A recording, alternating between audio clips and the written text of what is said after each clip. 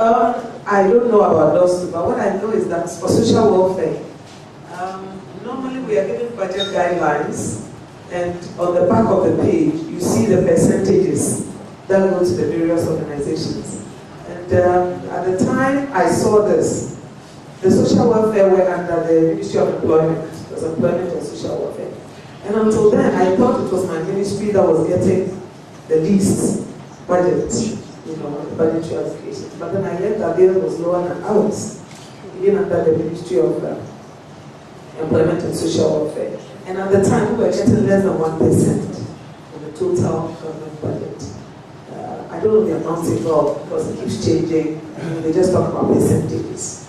So that goes to tell you the how constrained the social welfare services are as far as budgetary allocations are concerned. And recently, when the Department of Social Welfare was subsumed under the Ministry of Health and Social Welfare, what I can say now is that my minister is always crying about money. She's like, oh, the budget. So, but I'm sure that she's still negotiating and talking to see if we can get some supplementary budget. But what I can say is that it is not something we can be proud of.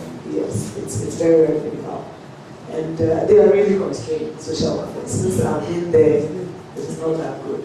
DOFSU, I don't know. DOFSU is under Ministry of Interior, so this might be better than the social welfare people. Yes. Yes. The government, the ministry should be up and doing rather than saying. Yes, that's what I said. My minister is working on that. Because she herself, you know, she came from the NGO sector, and so, you know, it's a shock to her. But then I know that she's working on it. She's talking. And we hope that something will come out of it. Yeah. And then the government should stop trying, but act. Okay, yes. I agree with you. I share that sentiment with you. I think that my answer to the first question goes to explain the problem that we are having with implementation of these protocols. But you see, I think in my presentation, I also made it clear that one of our challenges is that we could replace everything, all the implementation issues at the door of the National Machinery for Women or National Machinery for Gender.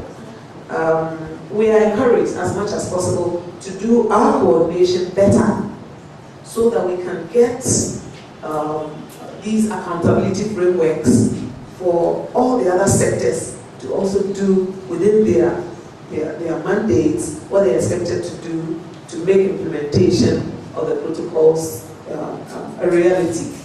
You understand me? Gender cuts across all sectors. So you go into agri, there are implementation issues there. You go into health, there are implementation issues there. Even the Ministry of Finance, they are also playing their role by ensuring that the others do their gender budgeting before they allocate to them their budgets. So for every activity, every initiative, or every program that is done across the sectors, they must do a gender analysis and know where the emphasis should be, you know. But you are right. We have to do our ministry has to do the dissemination of the protocols. The women must not just sit there. They've got to bring plenty of pressure to bear on the society as a whole. And for that matter, government. Now, government being the bigger body, particularly the Ministry of Finance. Parliament does not have the power to increase the budget allocation of the Ministry for Women. If they can only reduce, and this is by law. It means therefore that if you wait, and some of us have made very strong statements in Parliament in frustration, but we don't know why. Because the budget allocation comes, and you will see that this money for regard to the Ministry of Women Affairs. What are they just going to do with this kind of money? And that's why I was particularly unhappy with adding other matters to the Ministry of Women Affairs. I don't know where that idea came from. But actually, there must be women affairs for women affairs. If anything attacks it, it should be only children. Because the two are really coterminous in terms of their basic interest. Our advice is that the women should shine their eyes. And the women lobby and others who see the need to seriously, look into this matter and demand more, in fact, about 4 times what is now the budgetary allocation, which is nothing to write home about. And when you start early agitating and pressurizing the Ministry of Finance and the Council, these are 2 areas where your interests are likely to yield some results. And I will really advocate that when you're going for a wife, it must be as reasonable as possible. Something that is more of a token and a sign of commitment rather than such a measure that gives other connotations. No woman is for sale. And I believe that we should also have that balance so as not to give the wrong impression to certain persons. I mean, I think we must not allow that also to happen. Why are girls not mentioned, in fact, throughout the entire protocol? It is the drafting technique. Instead of going girls, women, girls, women, girls, women, and all the categories of girls, women, adolescents, and so on and so forth, Article 1K says women means persons of female gender, including girls. So that drafting technique takes care of the girls as well. So wherever you read girls, the women, unless it is inapplicable to girls, maybe in the area of marriage, where you're not really talking about child marriages, it's applicable. Then there was a question about affirmative action being discrimination against men. When we look at our constitution, the 1992 constitution, Article 17.1 says all persons shall be equal before the law. 17.2, a person shall not be discriminated against on grounds of gender, race, color, ethnic origin, religion, and so on and so forth. Then it defines discrimination.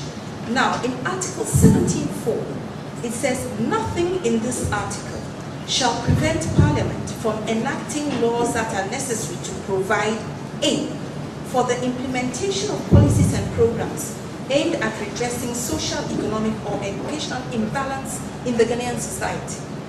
So, the Constitution says no discrimination, but the Constitution says where it is reasonably necessary, and you are redressing, and these are issues that you can find them out. You know, they can be scientifically proven in Ghana. Prof has alluded to some of them, but you can see the educational imbalance. Patients also talked about we are now achieving parity. That means there was not parity before. So where these are seen, and again for the universities, not only for women, but for women in particular disciplines as well, where you see these, the Constitution, our Constitution, allows you to put policies, programs in place to redress this and enact laws. So that is where affirmative action is coming from. Then, yes, so I think this is the long and short of the affirmative action. And in the Constitution, it is not only in these areas, but also making provision for different communities having regard to their special circumstances, as long as it is not inconsistent with the spirit of this Constitution.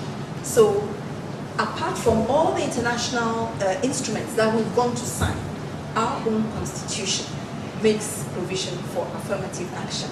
And it is not discrimination against the men, but the closing of that gap. And once that parity is achieved, the affirmative action intervention